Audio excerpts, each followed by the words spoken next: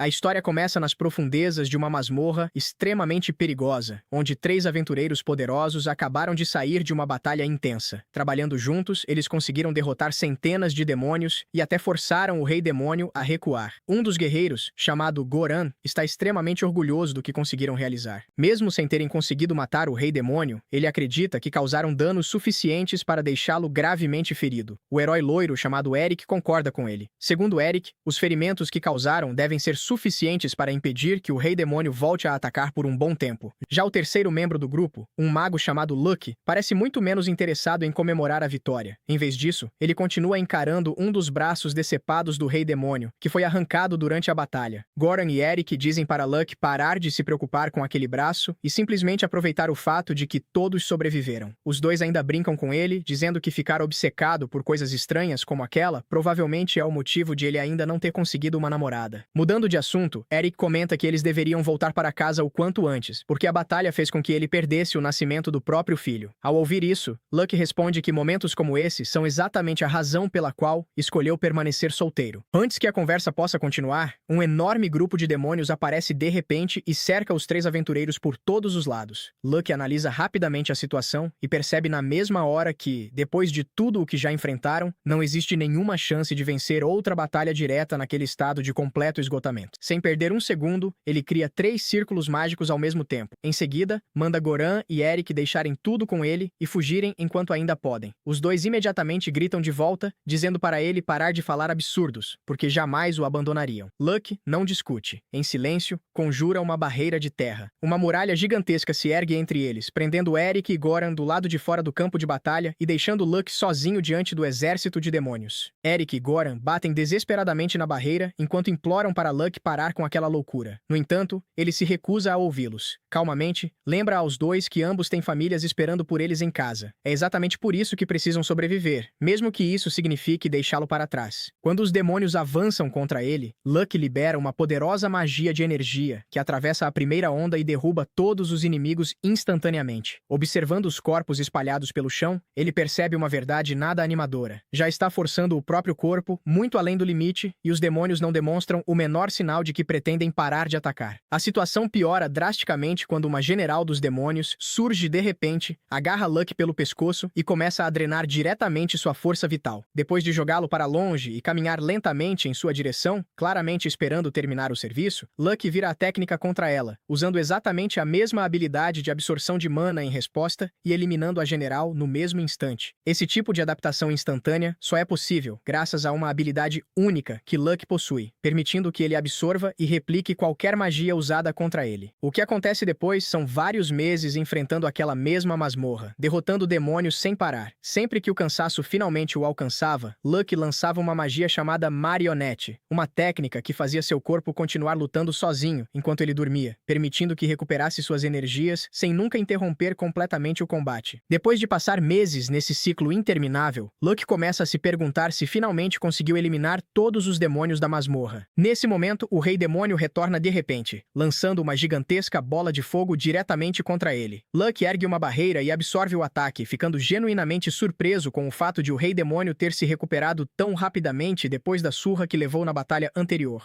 Lucky parte para cima tentando usar novamente seu toque de drenagem, mas o Rei Demônio responde criando uma barreira invisível que absorve completamente a habilidade. A partir daí, Lucky começa a ser dominado pouco a pouco, e a situação chega ao pior momento quando a Hexblade do Rei Demônio despedaça completamente sua espada. Sem nenhuma arma para lutar de perto, Lucky abandona o combate corpo a corpo e passa a depender exclusivamente de magia. Ao mesmo tempo, dispara seu Hellfire aprisionador e seu toque de drenagem. Os dois ataques acertam simultaneamente, colocando o Rei Demônio em uma situação impossível. Ele pode morrer queimado pelas chamas infernais ou ter toda a sua força vital consumida pelo toque de drenagem. Logo em seguida, uma explosão cegante toma conta do local. Quando a luz finalmente desaparece, Lucky se levanta lentamente do chão e avalia o resultado da batalha. O Rei Demônio foi finalmente derrotado. Lucky comemora discretamente, pega a Hexblade como seu prêmio e segue em direção à superfície. Assim que sai da masmorra, rapidamente percebe que não faz ideia de onde está. Para piorar ainda mais a situação, seu cartão de aventureiro foi completamente incinerado durante a batalha, deixando-o sem dinheiro e sem qualquer documento que pudesse provar sua identidade. Depois disso, ele parte rumo à capital do reino. No momento em que chega, os guardas o param e chamam sua atenção por estar andando completamente nu. No fim, fim, acabam lhe dando roupas novas para vestir. A primeira coisa em que Luke pensa é ir diretamente até a casa de Goran. Quando chega lá, fica impressionado com o tamanho gigantesco da mansão. Ele pede imediatamente para falar com Goran, mas o mordomo recusa seu pedido, acreditando que Luke é apenas mais um admirador tentando conhecer o famoso herói. Sem outra alternativa, Luke decide seguir para a Guilda dos Aventureiros para solicitar uma nova carteira de aventureiro. No caminho, percebe uma enorme estátua de pedra no centro da cidade, algo que não existia antes. Curioso, pergunta a um homem que passava por ali quem era aquela pessoa representada na estátua. O homem fica completamente surpreso por Luke não reconhecê-la e explica que aquela é a estátua de São Luke, o lendário herói que lutou dentro da masmorra para conter os demônios durante uma década inteira. Naquele instante, Luke percebe que a estátua foi construída em sua homenagem e entende que todos acreditaram que ele havia morrido dentro da masmorra. É justamente por isso que ergueram um monumento para honrar seu sacrifício. Ele também fica completamente chocado ao descobrir que passou 10 anos inteiros lutando lá dentro, sem sequer perceber a passagem do tempo. Já na sede da Guilda dos Aventureiros, quando entra no local, um dos aventureiros começa a provocá-lo por ser tão pequeno. No entanto, nosso protagonista simplesmente o ignora. Isso claramente irrita o sujeito, que já estava prestes a lhe dar uma bronca. Mas bem nesse momento, alguém segura seu ombro. Acaba sendo Goran, que ao ver Luke, o leva embora entre lágrimas. Em uma sala privada, o velho Goran o abraça tomado pela felicidade. Luke pergunta se ele realmente está chorando, e acima de tudo, se virou mesmo um velho. Goran nega a primeira pergunta, mas confirma a segunda. Afinal, já se passou uma década. Depois que trazem comida para o nosso protagonista, ele começa a devorar tudo, dizendo que finalmente pode comer depois de passar 10 anos sem ingerir nada, já que durante todo esse tempo, sua energia vinha da habilidade de drenar. Ao ouvir isso, Goran tira a comida dele e o repreende por exagerar nos alimentos sólidos depois de tanto tempo em jejum. Em vez disso, manda o mordomo trazer mingau. Depois de um tempo, alguém chega com o mingau. No entanto, quem aparece é Eric, o bonitão. Assim que vê Luke de volta, ele também fica emocionado. Nosso protagonista sente um enorme desconforto ao ver dois velhos chorando na frente dele. Então, para aliviar o clima, faz uma piada. Nesse momento, Eric e Goran perguntam se ele não acha estranho o fato de não ter envelhecido absolutamente nada. Na verdade, parece até que ficou mais jovem. Luke trata aquilo como brincadeira, mas ao olhar seu reflexo na janela, descobre que realmente está menor. Imediatamente começa a pensar no motivo disso ter acontecido. Então conclui que deve ter sido quando derrotou o Rei Demônio usando Drenar, pois acabou absorvendo grande parte da energia vital dele. Ao ouvir essa explicação, seus amigos ficam completamente boquiabertos e perguntam se ele realmente derrotou o Rei Demônio. Luke responde que sim, já que ele havia revivido e reaparecido. Diante disso, Eric explica que o reino reforçou o exército prevendo a recuperação e uma nova invasão do Rei Demônio. Mas como Luke já o derrotou, agora lhe devem uma recompensa. Goran confirma isso chamando Eric de Sua Majestade. Luke fica completamente perplexo ao ouvir aquilo e pergunta se ele agora é o rei. Eric confirma, explicando que o antigo rei acreditava que ele merecia o trono por ter repelido o Rei Demônio. Em seguida, Goran também revela que se tornou o grande mestre da Guilda dos Aventureiros. Luke fica feliz ao saber que seus amigos conquistaram tantas realizações, mas então eles comentam que ele próprio também possui várias. Inclusive, é conhecido como o Mago Supremo, o Arquiduque Luke Franen. Ao ouvir isso, o protagonista fica surpreso e, acima de tudo, pergunta quem seria Franen. Eric o tranquiliza, explicando que lhe concedeu um título de nobreza como recompensa pelos seus serviços depois de erguerem sua estátua. Percebendo que tudo aquilo foi obra de Eric, Luke pergunta se a nobreza não se opôs à decisão. Eric responde que de forma alguma. Afinal, Luke não tinha família, e todos acreditavam que ele havia morrido. Diante disso, Luke pergunta se não será um problema ter voltado vivo. Porém, decide não dar muita importância ao assunto e prefere deixar a história exatamente como está, já que pretende aproveitar essa situação para recomeçar do zero. Dessa forma, recebe uma nova carteira de aventureiro com um feitiço que oculta seu verdadeiro nome. Agora, ele passa a se chamar Locke Fransen. Seu antigo cargo era o de Mago Supremo de Rank S, então decide que sua nova profissão será a de Guerreiro de Rank F, tornando-se oficialmente Locke, o Guerreiro Rank F. Nesse momento, Goran pergunta se ele realmente tem certeza de começar tudo novamente, mas Locke responde que já está cansado de lutar contra gente poderosa. Quando está prestes a partir, o mordomo pede desculpas a Locke, e então vemos uma garota voltando do treinamento. Locke diz ao mordomo que não guarda nenhum ressentimento. Quando perguntam para onde ele pretende ir, responde que seguirá para a Guilda dos Aventureiros. Chegando lá, conhecemos Aaron, a recepcionista. Locke entrega a missão que deseja realizar, o extermínio de goblins. Aaron o adverte que aquilo é extremamente perigoso para um novato, explicando que muitas pessoas morrem por subestimarem os goblins, e que justamente por isso não permitirá que ele aceite a missão. Porém, nesse momento aparece uma dupla chamando Locke para acompanhá-los, já que eles são um mago e uma arqueira de Rank F, e só lhes falta um guerreiro. Graças a isso, Aaron aceita deixá-los partir em grupo e carimba a missão do os três. O problema é que Locke nem sequer havia aceitado o convite, mas agora já não tinha mais jeito. Do lado de fora, o mago se apresenta como Ario e sua irmã como Ginny. Juntos, eles seguem para bem longe da cidade. Segundo o relatório da missão, há 2 meses vem desaparecendo plantações, gado, vacas e ovelhas, e acabaram encontrando uma cerca destruída a oeste, na direção da caverna dos Goblins. Graças às observações de Ginny, eles estimam que existam pelo menos 10 Goblins e conseguem localizar a posição da caverna. Locke fica impressionado com a capacidade de observação dela. No entanto, percebe que o cálculo da quantidade de Goblins está errado, pois existem pegadas camufladas. Como os Goblins não são inteligentes o bastante para esconder rastros, isso significa que existe outro monstro liderando o grupo. Mesmo percebendo isso, Locke decide não comentar nada. Caso contrário, seus companheiros não aprenderiam nada. Eles continuam avançando até chegarem ao esconderijo dos Goblins, que na verdade é uma antiga mina. Locke sente que há algo estranho naquele lugar, sensação que Ginny também compartilha. Já Ario não acredita nisso e sugere que acabem logo com os Goblins antes do anoitecer. Então Locke apresenta um plano. Ele seguirá na linha de frente, enquanto Ginny dará cobertura com suas flechas. Por fim, pede que Ario economize sua magia o máximo possível. Dito isso, parte imediatamente para o ataque. Em um único golpe, decepa a cabeça de um Goblin, enquanto Gin protege suas costas. Graças ao excelente trabalho em equipe, conseguem eliminar praticamente todos os Goblins. Porém, como consequência, Ginny e Ario acabam completamente exaustos. Locke avisa que uma quantidade tão grande de Goblins normalmente é liderada por um Hobgoblin, então recomenda que todos permaneçam atentos. Depois de descansarem o suficiente, Locke pergunta como eles estão. Ario responde que ainda consegue lançar apenas mais uma bola de fogo. Já Ginny está quase sem flechas. Diante dessa situação de vulnerabilidade, Ario propõe que recuem, decisão que Locke reconhece como a melhor escolha. Entretanto, justamente quando estavam indo embora, um rugido monstruoso ecoa por todo o túnel. Ao chegarem até a origem do som, descobrem que se trata de um Lord Goblin. Locke começa imediatamente a analisar a situação, pois, teoricamente, os Goblins deveriam ter uma criatura inteligente como líder, já que vinham roubando o gado aos poucos de forma organizada. No entanto, aquele Goblin Lord não demonstra o menor sinal de inteligência, o que significa que existe alguém ainda mais perigoso tomando as decisões nos bastidores. Quando Locke já estava prestes a desembainhar sua espada, uma garota gato surge de repente e ataca o monstro, pedindo ao nosso pequeno protagonista que saia do caminho. Mas, se você chegou até aqui, comente a palavra anão para mostrar que assistiu até o final.